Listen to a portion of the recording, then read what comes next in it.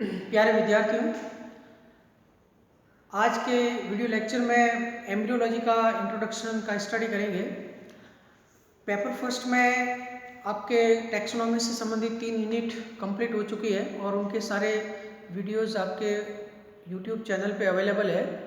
और अब अपन जो नेक्स्ट 2 यूनिट है, आपको पता होगा कि एक यूनिट यूनिवर्सिटी ने डिलीट किया है, यानी कि आपको 4 यूनिट ही पढ़नी है फर्स्ट पेपर, प्रत्येक पेपर में। तो यहाँ पे एम्ब्रियोलॉजी के अंतर्गत जो 4th यूनिट है वो अपन स्टडी करेंगे। इसमें एम्ब्रियोलॉजी ऑफ एंजियोस्पर्म है और जिसके अंतर्गत एम्ब्रियोलॉजी का इंट्रोडक्शन और हिस्ट्री, इसके अलावा आपके प्रिमिटिव स्टामेन्स एंड कार्पल है, ओव्यूल्स टाइप है, मेगा स्पोरोजेनेसिस, माइक्रो स्पोरोजेनेसिस, इसके बाद में पोलन वाल स्ट्रक्चर और फिर development of male and female gametophyte, fertilization and embryo development. ये इतना आपके 4th यूनिट में सिलेबस में है और पॉलिनेशन से संबंधित कुछ टॉपिक है। तो सबसे पहले आज अपन एम्ब्रियोलॉजी ऑफ एंजियोस्पर्म में पुष्पीय पादपों की भ्रूणिकी का परिचय देते हैं। पुष्पीय पादप जो है एंजियोस्पर्म, इसके बारे में हमने आपको पहले बताया हुआ है। एंजियोस्पर्म जो है यहाँ पे इसे हमें हिंदी में आवृत बीजी कहते हैं और यहाँ जो सीड्स जो है वो कवर्ड रहते हैं फल भित्ति के द्वारा, और दूसरे जो जिम्नोस्पर्म होते हैं जिसमें सीड्स है वो नेक्ड होते हैं, यानी कि फ्रूट का फॉर्मेशन नहीं होता है। तो यहाँ पे जिम्नोस्पर्म और एंजियोस्पर्म जो है इन दोनों के अंदर जो डिफरेंस है, लेकिन ये दोनों में सीड्स का फॉर्मेशन होता है, इसलिए इन पादपों को सम्मिलित रूप से स्पर्मेटोफाइट्स कहते हैं। स्पर्मेटोफाइट्स के नाम से जाना जाता है, यानी कि सीड बियरिंग प्लांट्स, या उसको सीड बियरिंग प्लांट्स के सीड प्लांट के नाम से जानते हैं, बीजीय पादप। और यहाँ पे अपन नेक्स्ट एंजियोस्पर्म के अभिलाक्षणिक गुणों की बात करते हैं। जैसा आपको हमने पहले भी बताया हुआ है कि एंजियोस्पर्म के अभिलाक्षणिक गुण क्या है जो केवल एंजियोस्पर्म में पाए जाते हैं। तो सबसे पहला, जैसे कि आपके वेसल्स प्रेजेंट होती है, वेसल्स प्रेजेंट जिसे वाइका कहते हैं, और जाइलम होता है उसमें वेसल्स प्रेजेंट होती हैं। तो ये एक तो ये अभिलाक्षणिक गुण है। इसके अलावा इसमें नेक्स्ट जो है वो हाईली रिड्यूस्ड फीमेल गैमेटोफाइट, ये बहुत ही इंपॉर्टेंट कैरेक्टर है इसका। Next highly reduced female gametophyte जो है, हाईली रिड्यूस्ड फीमेल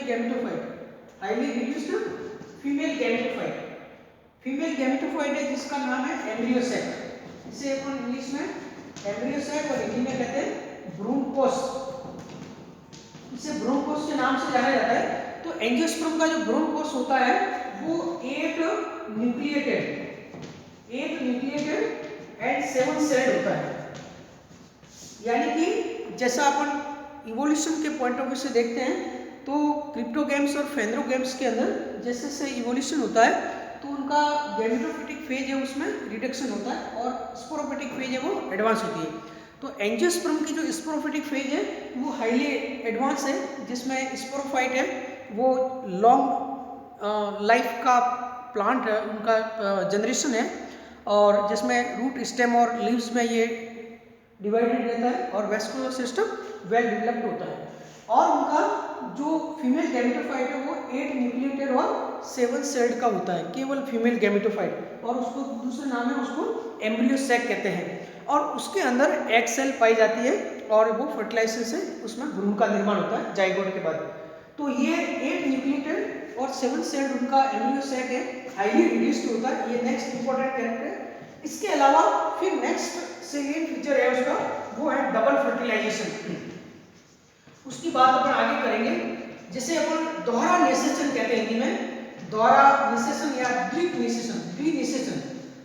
द्विनिषेचन जो होता है वो डबल फर्टिलाइजेशन, ये केवल एंजियोस्पर्म प्लांट में पाया जाता है, बाकी किसी ग्रुप में नहीं पाया जाता है। तो उसकी अपन आगे चर्चा करेंगे कि क्या है डबल फर्टिलाइजेशन, किसने डिस्कवर किया। और सबसे लास्ट है, मोस्ट ऑफ एंजियोस्पर्म जो प्लांट है वो इंसेक्ट पॉलिनेटेड होते हैं, जैसे कि मोस्ट ऑफ जिम्नोस्पर्म में वो एयर पॉलिनेटेड होते हैं, इसी प्रकार most of insect angiosperm plant है वो इंसेक्ट पॉलिनेटेड होते हैं। तो ये जो 4 अगर कैरेक्टर्स, हालांकि इसके अलावा भी छोटे मोटे और भी हैं, लेकिन ये आपके 4 जो कैरेक्टरिस्टिक्स हैं ये एंजियोस्पर्म के अभिलाक्षणिक गुणों के रूप में हैं, उनको आप देखोगे। अब अपन एंजियोस्पर्म में जब एम्ब्रियोलॉजी की बात करते हैं तो एम्ब्रियोलॉजी में उनका सेक्सुअल साइकिल की बात करते हैं। सेक्सुअल जो साइकिल होता है प्लांट के अंदर, यानी कि यहाँ पे फ्लावर के स्ट्रक्चर के बारे में भी आपको जानकारी होनी चाहिए। पुष्प होता है, जैसा कि आपको टैक्सोनॉमी में बताया गया है कि पुष्प रूपांतरित प्ररो होता है, और पुष्प में 2 जो वॉरल्स होती है, एक एसेसरी वॉरल्स जिसमें कैलिक्स, कोरोला, सेपल्स और पेटल्स पाए जाते हैं, और पेटल्स होते हैं वो कीटों को आकर्षित करते हैं।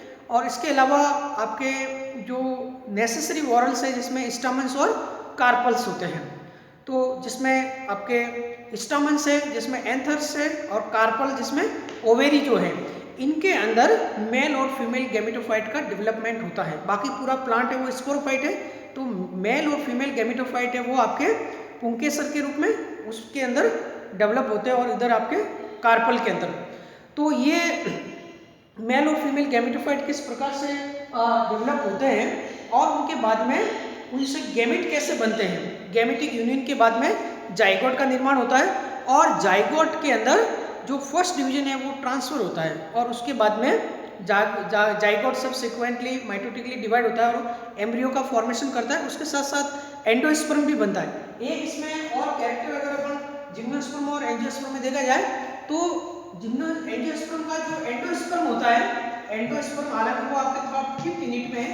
एंडोस्पर्म को हिंदी में कहते हैं भ्रूणकोश, एंडोस्पर्म को हिंदी में कहते हैं भ्रूणकोश, और एम्ब्रियो सेक को कहते हैं भ्रूणकोश। तो एंजियोस्पर्म का जो एंडोस्पर्म है वो आपके ट्रिप्लॉइड होता है,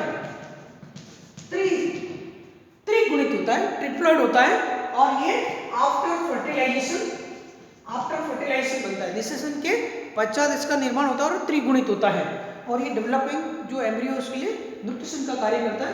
तो ये इंपॉर्टेंट अपन कैरेक्टर्स की बात करेंगे, सेक्सुअल लाइफ साइकिल की बात करेंगे, और भ्रूण का विकास किस प्रकार से होता है, एंडोस्पर्म कितने प्रकार का होता है उससे संबंधित है। अब अपन एम्ब्रियोलॉजी की अगर बात करते हैं कि एम्ब्रियोलॉजी में मुख्य रूप से किसका स्टडी करते हैं, तो एम्ब्रियोलॉजी के अंदर आपके पोलन स्टडी की जाती है, और एक आपके और भी इसका पोलन स्टडी का एक साइंस है जिसमें पोलन ग्रेन की जो बाह्य फल भित्ति होती है जिसे अपन एक्साइन कहते हैं। ये एक पोलन जो है उसमें एक तो एक्साइन होती है और एक इंटाइन होती है, ये 2 मुख्य इसमें लेयर होती है। तो जो एक्साइन होती है वो थिक होती है और ये हाईली ऑर्नामेंटेड होती है, उसके अंदर भी बहुत सारी सब लेयर्स होती है। तो एक्साइन के अंदर एक स्पोरोपोलेनिन नामक पदार्थ पाया जाता है, और जो कि हीट और आपके अलग अलग जो फिजिकल फोर्स होते हैं उसके प्रति रेजिस्टेंट होता है, और ये स्पोरोपोलेनिन जो होता है उसके द्वारा अपन एज का डिटर्मिनेशन भी करते हैं। तो हिस्टोरिकली भी ये काफ़ी इंपॉर्टेंट है। तो पोलन जो स्टडी है उनको पलाइनोलॉजी कहते हैं, इसको इंग्लिश में पैलाइनोलॉजी और हिंदी में कहते हैं परागाणु विज्ञान। तो एम्ब्रियोलॉजी में इसका भी स्टडी करते हैं अपन परागाणु विज्ञान या पैलाइनोलॉजी क्या होता है, ये जीके का भी क्वेश्चन है। इसके अलावा फिर पॉलिनेशन से संबंधित स्टडी किया जाता है। पॉलिनेशन, परागण क्या होता है, कितने प्रकार का होता है, परागण की प्रक्रिया क्या होती है। इसके बाद में माइक्रोस्पोरोजेनेसिस, ये नेक्स्ट टॉपिक है। इसी प्रकार से मेगा स्पोरोजेनेसिस, माइक्रोस्पोरोजेनेसिस को कहते हैं लघु बीजाणु जनन, और ये गुरु बीजाणु, लघु बीजाणु जनन और गुरु बीजाणु जनन, ये प्रोसेस है। तो माइक्रोस्पोरोजेनेसिस के द्वारा माइक्रोस्पोर का निर्माण होता है। इसके अंदर जो न्यूट्रिशियस लेयर है, टेपिटम क्या होता है उसके बारे में स्टडी करते हैं। मेगास्पोरोजेनेसिस में मेगास्पोर यानी कि एग का फंक्शनल मेगास्पोर का निर्माण होता है, और माइक्रोस्पोर और मेगास्पोर ये मियोसिस के द्वारा बनते हैं, और इन दोनों के बाद में ये माइक्रोस्पोर और मेगास्पोर ये फर्दर डेवलप होकर के मेल और फीमेल गैमेटोफाइट का निर्माण करते हैं। तो उसमें आपको male gametophyte, development of male gametophyte and development of female gametophyte, इसका भी स्टडी करते हैं। अब जो मेल और फीमेल गैमेटोफाइट बने हैं उसके अंदर फिर आपके मेल गैमेट और फीमेल गैमेट बनेंगे। जैसे कि मेल गैमेट जो होते हैं वो आपके जनरेटिव सेल से बनते हैं। माइक्रोस्पोर डिवाइड होकर के वेजिटेटिव और जनरेटिव सेल बनाता है, और जनरेटिव सेल से मेल गैमीट जिसे अपन स्पर्म ये न्यूक्लियाई कहते हैं, इसकी संख्या 2 होती है। और इधर मेगास्पोरोजेनेसिस में मियोसिस से फंक्शनल मेगास्पोर मोस्टली 4 बनते हैं, लेकिन मोस्ट ऑफ केस में 3 डीजनरेट होते हैं, 1 फंक्शनल होता है। और उस फंक्शनल मेगास्पोर जो प्रकार्यात्मक गुरु बीजाणु होते हैं उससे फीमेल गैमेटोफाइट का निर्माण होता है। और जैसा कि बताया गया है कि एंजियोस्पर्म का फीमेल गैमेटोफाइट 7 सेल्ड और 1 न्यूक्लिएटेड होता है, और उसमें एक सेल होती है आपके एग सेल। एग सेल से एक मेल गैमीट है वो फर्टिलाइजेशन के द्वारा जाइगोट का निर्माण करते हैं, जबकि दूसरा जो मेल गैमीट है वो ट्रिपल फ्यूजन के द्वारा एंडोस्पर्म प्राइमरी एंडोस्पर्म न्यूक्लियस का फॉर्मेशन करता है, जो ट्रिप्लॉइड होता है। तो ये डबल फर्टिलाइजेशन के अंतर्गत अपन पढ़ेंगे। इसके बाद में जाइगोट जो है, जाइगोट के बाद एम्ब्रियो क्या होता है, एम्ब्रियोजेनेसिस कैसे होता है, उसकी सप्लाई क्या है, एम्ब्रियो सैक की, एंडोस्पर्म कितने प्रकार के होते हैं, और development of embryo in dicot and monocot. और इसके अलावा एक्सपेरिमेंटल एम्ब्रियोलॉजी भी है। अगर अपन एम्ब्रियोलॉजी की ब्रांचेस की बात करते हैं तो एक आपके फंडामेंटल जो है, फंडामेंटल एम्ब्रियोलॉजी है, जिसमें अपन बेसिक फैक्ट्स के बारे में बात करते हैं। 20वीं सदी से पहले केवल आपके फंडामेंटल एम्ब्रियोलॉजी की स्टडी करते थे। और दूसरा जो है वो कंपैरेटिव एम्ब्रियोलॉजी है। कंपैरेटिव एम्ब्रियोलॉजी के अंदर ज़्यादातर साइंटिस्ट ने टेक्सोनोमी को आधार मानते हुए एम्ब्रियोलॉजी का स्टडी किया है, अलग अलग स्पीसीज और जेनरा के अंदर उनकी अलग अलग डिस्कवरी की है। तो एम्ब्रियोलॉजी का टेक्सोनोमिकल जो रिलेशनशिप है उसके आधार पर स्टडी कंपैरेटिव एम्ब्रियोलॉजी कहलाता है। और थर्ड जो है वो एप्लाइड एम्ब्रियोलॉजी है। एप्लाइड एम्ब्रियोलॉजी के अंतर्गत जो आपके प्रैक्टिकल एस्पेक्ट देखे जाते हैं, जिसके अंदर एम्ब्रियो किस प्रकार से नेचुरल कंडीशन में अगर एम्ब्रियो फॉर्मेशन नहीं हो रहा है तो उसके अंदर हाइब्रिडाइजेशन किस प्रकार से करते हैं, जैसे कि सोमेटिक एम्ब्रियोजेनेसिस क्या होता है, सोमेटिक एम्ब्रियोजेनेसिस एंथ्र कल्चर के द्वारा एंड्रोजेनिक हैप्लॉइड का प्रोडक्शन कैसे होता है, एम्ब्रियो को कैसे रेस्क्यू किया जाता है टिश्यू कल्चर मीडिया के अंदर, ये सारी चीज़ें होती है। तो वो एक्सपेरिमेंटल एम्ब्रियोलॉजी होता है। एपोमिक्सिस है, और जो सीडलेस या पार्थेनोजेनेसिस, ये सारी प्रक्रिया आपके एप्लाइड एस्पेक्ट के अंदर आती है। तो ये 3 प्रकार के इसके ब्रांचेस के बारे में है। तो इस प्रकार से ये सारी बेसिक आपको बातें बताई गई है। और लाइफ साइकिल की बातें करते हैं तो मेन जो जनरेशन है एम्ब्रियोलॉजी की, एंजियोस्पर्म की, वो आपके स्पोरोफिटिक फेज है। स्पोरोफिटिक फेज के अंदर जो रिप्रोडक्टिव ऑर्गन है वो उसका फ्लावर है, जिसके अंदर आपके मेल और फीमेल गैमेटोफाइट का डेवलपमेंट होता है, जिसमें मेल और फीमेल गैमीट बनते हैं। और पॉलिनेशन जो होता है वो मोस्ट ऑफ केस में इंसेक्ट के द्वारा होता है, लेकिन ग्रासेज में आपके एयर के द्वारा होता है। और पॉलिनेशन के बाद में फर्टिलाइजेशन जाइगोट बनता है, और जाइगोट है वो, zygote is the first cell of sporophytic generation. Zygote is the first cell of sporophytic generation. और जाइगोट फर्दर डिवाइड होकर के एम्ब्रियो का फॉर्मेशन करते हैं, और जो पूरी ओवेरी है, पूरा ओव्यूल जो होता है वो सीड में कन्वर्ट होता है। तो आपका मैच्योर जो ओव्यूल है वो सीड बनाएगा, और फर्टिलाइज्ड और राइपन जो ओवेरी है वो फ्रूट में कन्वर्ट होता है। तो इस प्रकार से फ्रूट में सीड्स का फॉर्मेशन होता है, और सीड्स के अंदर एक मिनिएचर प्लांट के रूप में जो भ्रूण होता है, उस भ्रूण के साथ में एंडोस्पर्म मे बी प्रेजेंट और नॉट। और वो जो सीड का जब पुनः जर्मिनेशन होता है तो उसके द्वारा वापस स्पोरोफिटिक फेज स्टार्ट होती है, नया प्लांट आपके जर्मिनेट होता है, और एक पर्टिकुलर ग्रोथ के बाद पुनः उसमें फ्लावरिंग होती है। ये एंजियोस्पर्म प्लांट का आपके लाइफ साइकिल है। तो एंजियोस्पर्म प्लांट के अंदर अगर अपन गैमेटोफिटिक फेज और स्पोरोफिटिक फेज की बात करते हैं, gametophytic phase is highly reduced और स्पोरोफिटिक फेज इज एडवांस्ड। तो स्पोरोफिटिक फेज की जो फर्स्ट सेल है वो क्या है आपका, zygote. Zygote is the first cell of sporophytic phase. तो गैमेटोफिटिक फेज की फर्स्ट सेल कौन सी होगी, गैमेटोफिटिक फेज की फर्स्ट सेल जो होगी आपके माइक्रोस्पोर मदर सेल, माइक्रोस्पोर नहीं, अंतिम जो कोशिका माइक्रोस्पोर होगी, माइक्रोस्पोर और मेगास्पोर। माइक्रोस्पोर और मेगास्पोर जो है वो आपके गैमेटोफिटिक फेज की फर्स्ट सेल होती है। माइक्रोस्पोर मदर सेल और मेगास्पोर मदर सेल वो स्पोरोफिटिक फेज की अंतिम कोशिका होती है। इसी प्रकार से मेल गैमीट और फीमेल गैमीट गैमेटोफिटिक फेज की लास्ट सेल है। तो ये 4 कंडीशन है कि गैमेटोफिटिक फेज की फर्स्ट और लास्ट सेल और स्पोरोफिटिक फेज की फर्स्ट और लास्ट सेल कौन सी है। तो इसके बारे में अपन ने जनरल इंट्रोडक्शन के बारे में देखा। अब अपन बात करते हैं हिस्ट्री की। एम्ब्रियोलॉजी की जो हिस्ट्री है वो काफ़ी इंटरेस्टिंग है और उसमें जैसा कि जानते हैं प्राचीन इतिहास को देखा जाए तो आज से लगभग 3000 वर्ष पहले अरबवासी जो है, अरेबियन कंट्री जो है जहाँ पे खजूरों का प्रोडक्शन बहुत ज़्यादा होता है, तो खजूर जो होता है फियोनिक्स डैक्टाइलिफेरा, खजूर के अंदर मेल और फीमेल प्लांट अलग अलग होते हैं। नर पुष्पक्रम अलग प्लांट पे आता है, मादा पुष्पक्रम अलग अलग आता है।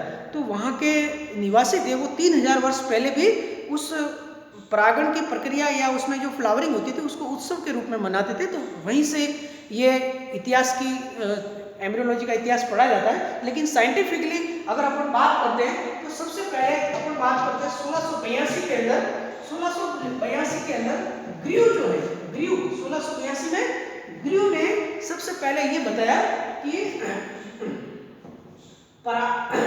पुंकेसर जो होते हैं वो पुंकेसर जो है वो आपके एंजियोस्पर्म के मेल पार्ट होते हैं।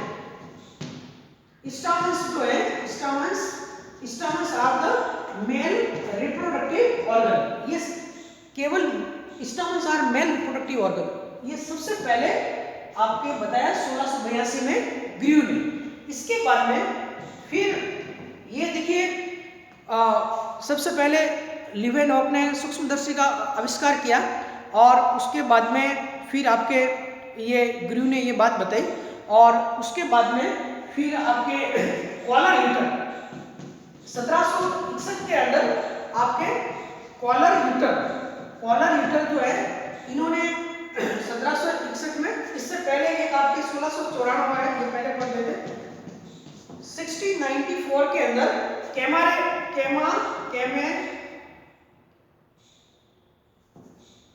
कैमामेरियस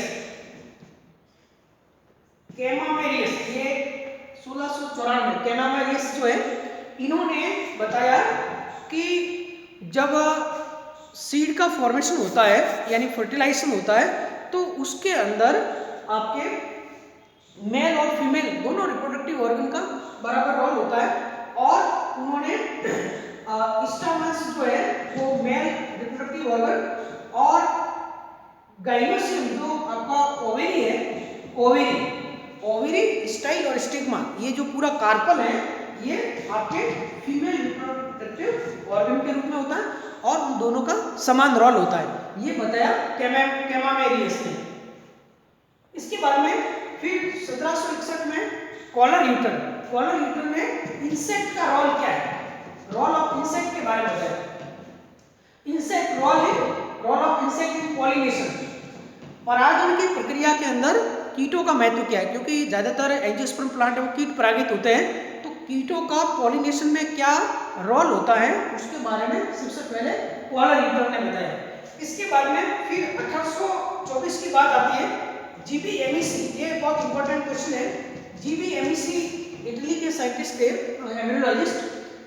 1824 जीबीएमईसी, इससे पहले जीबीएमईसी से पहले जैसे कि सेल थ्योरी दी गई थी आपके, और 1824 कैसे डेटेड सेल थ्योरी 1839, तो उसमें आपके पहले ये मानते थे, स्लीडन और स्वाल ने ये बताया था कि मोस्ट ऑफ पोलन ट्यूब की जो पार्ट है उससे सीड का निर्माण होता है या एम्ब्रियो बनता है, लेकिन सबसे पहले जीबीएमईसी ने ये बताया था आपके, जिन्होंने डिस्कवरी ऑफ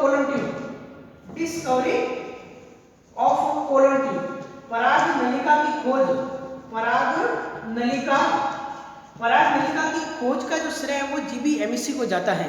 यानी कि जो पोलन ग्रेन है वो स्टिग्मा पे जर्मिनेट होता है और उस जर्मिनेशन के द्वारा एक पोलन ट्यूब निकलती है और पोलन ट्यूब स्टाइल में से होती हुई ओविल तक पहुंचती है। तो ये पूरी इसकी बात के बारे में जीबीएमईसी ने बताया कि डिस्कवरी ऑफ पोलन ट्यूब, पराग नलिका की खोज का श्रेय जाता है 1824 में। इसके बाद में 1849 के अंदर हॉफमिस्टर, ये हॉफमिस्टर जो है 1849 में हॉफमिस्टर ने बताया कि जो एम्ब्रियो का जो फॉर्मेशन होता है, भ्रूण का जो निर्माण है वो एम्ब्रियो सैक के द्वारा होता है।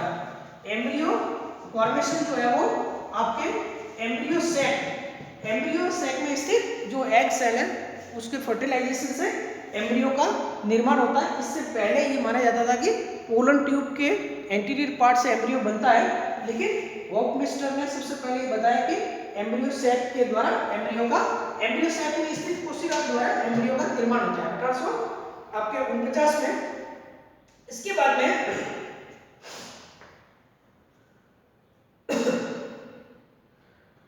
1848 के अंदर आपके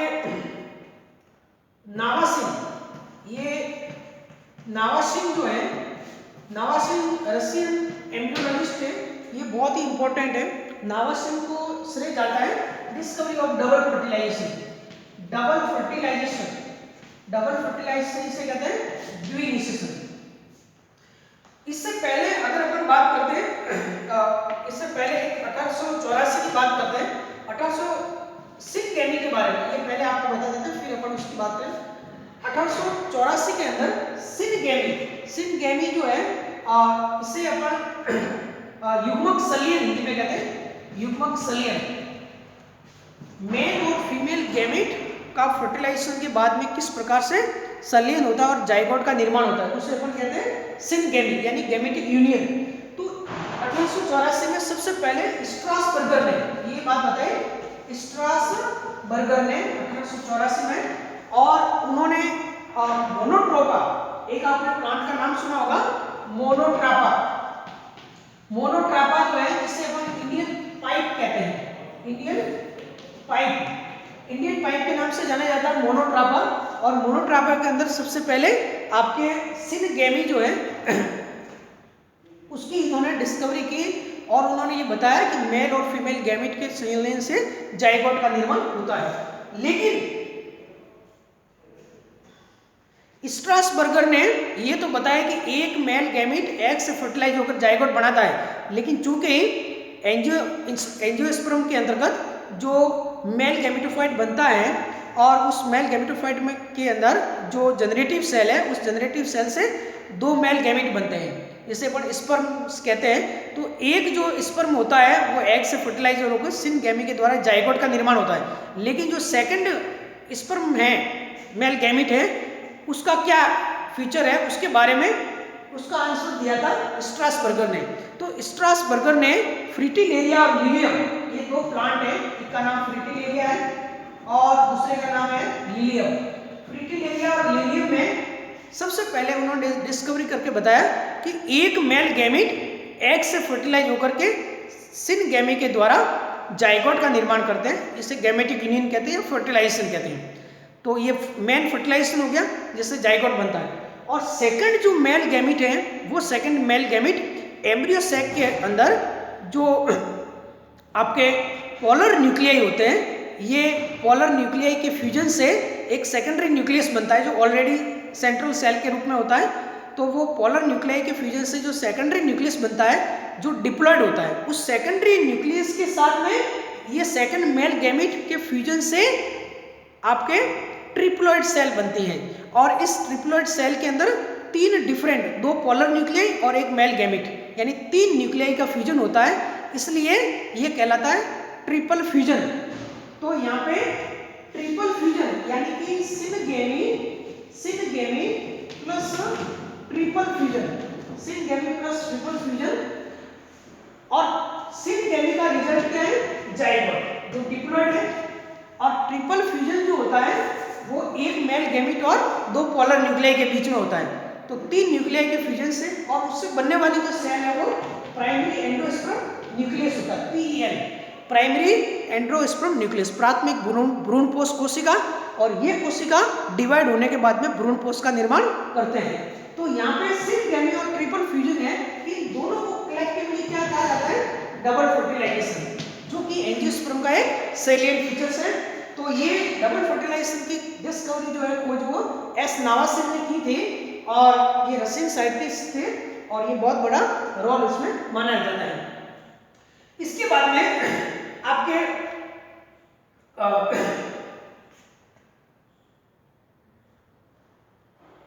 इसके बाद में फिर आपके इंडियन जो साइंटिस्ट हैं, एक 1973 के अंदर आपके हेस्लॉप हैरिसन, ये भी आपके आते हैं।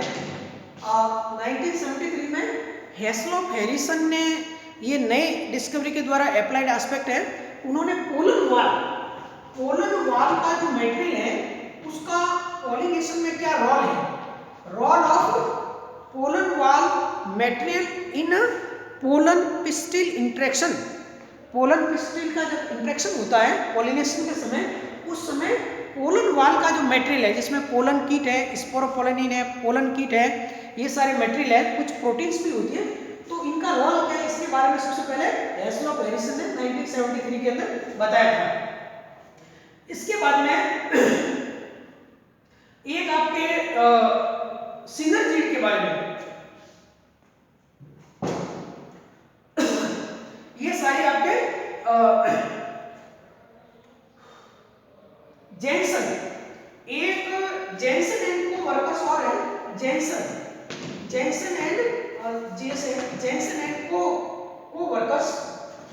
एंड को वर्कर्स ने 1950 में ये बताया था, और उन्होंने सिनर्जीड का रोल बताया था, role of synergids in fertilization. Jensen and coworkers ने 1950 में ये बताया कि मेटाबॉलिकली एक से भी अधिक जो सक्रिय कोशिका होती है वो सिनर्जिड होती है। जब अपन एम्ब्रियो सैक की बात करते हैं तो एक जो एम्ब्रियो सैक होता है, एम्ब्रियो सैक का मतलब फीमेल गैमेटोफाइट, और ये ओव्यूल के अंदर स्थित है, और यहाँ पे ये एग सेल है, इसके पास में वो सिनर्जिड होती है, और ऊपर 3 एंटीपोडल सेल्स होती है जिसे अपन हिंदी में प्रतिमुखी कोशिका कहते हैं, और ये आपका एग सेल है, और ये दोनों क्या है, सिनर्जिड है। सिनर्जिड को हिंदी में कहते हैं सहायक कोशिका।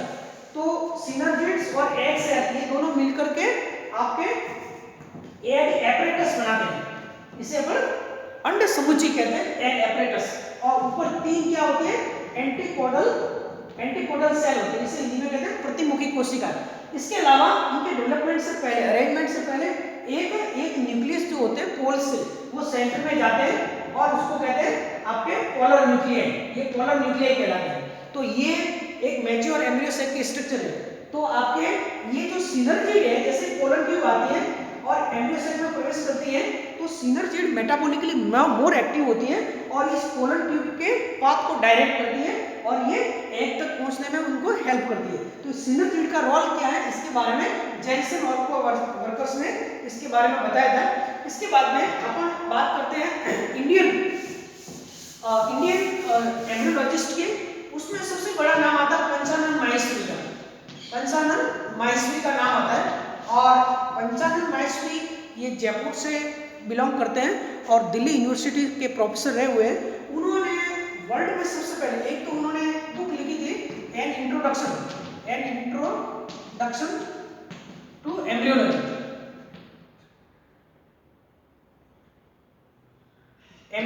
ऑफ एंजियोस्पर्म, है ना, an introduction to embryology of angiosperm, ये उनकी फेमस बुक है, एम्ब्रियोलॉजी की बुक आती है पंचानन माहेश्वरी की। तो पंचानन माहेश्वरी ने गुहा के साथ में, दूसरे एम्ब्रियोलॉजिस्ट गुहा, तो उसे माहेश्वरी एंड गुहा कहते हैं। उन्होंने 1964 और 1966 के अंदर पूरे वर्ल्ड में सबसे पहले एक्सपेरिमेंटल बायोलॉजी के अंतर्गत डेटुरा जो इनोक्सिया जो होता है, डेटुरा इनोक्सिया, ये धतूरे की प्रजाति है, और उनके पोलन का कल्चर करके वर्ल्ड में सबसे पहले एंड्रोजेनिक हैप्लॉइड का प्रोडक्शन किया। एंड्रोजेनिक हैप्लॉइड, पूरे विश्व में सबसे पहले एंड्रोजेनिक हैप्लॉइड का प्रोडक्शन है वो गुहा एंड माहेश्वरी ने किया, जिसे पूजनकीय अगुणित कहते हैं, एंड्रोजेनिक हैप्लॉइड कहते हैं। तो ये एक्सपेरिमेंटली डेटुरा गुहा एंड माहेश्वरी ने डेटुरा इनोक्सिया के अंदर इसका आपके कार्य किया है। और इसके अलावा आपके तो ये सारी अलग अलग बातें हुई हैं, जिसमें आपके एम्ब्रियोलॉजी की मेन बातें हैं, जिसमें गुहा एंड माहेश्वरी है। इसके अलावा भी बहुत सारे रिनट और स्टीवर्ट का योगदान है, और डेविस का है, जो एम्ब्रियो सैक डेवलपमेंट में डेविस का बहुत बड़ा रोल है, रिनट और स्टीवर्ट का है, और गुहा एंड माहेश्वरी का है, और बाकी आपको सब बता दिया गया है। लेकिन इसमें एग्जाम में जो मेन क्वेश्चन आता है, एक तो पोलन ट्यूब की डिस्कवरी का आता है जो GBMC ने की थी, और दूसरा डबल फर्टिलाइजेशन की खोज है जो कि आपके S नावासिन की है, डबल फर्टिलाइजेशन की खोज, और थर्ड जो है वो वर्ल्ड में सबसे पहले जो एंड्रोजेनिक हैप्लॉइड का प्रोडक्शन है वो पंचानन मैसूर ने की थी। तो आज के वीडियो लेक्चर में एम्ब्रियोलॉजी के बारे में हमने सामान्य परिचय और हिस्ट्री के बारे में बताया, और नेक्स्ट वीडियो लेक्चर में अपन प्रिमिटिव स्टामेन्स एंड कार्पेल का स्टडी करेंगे। Thank you.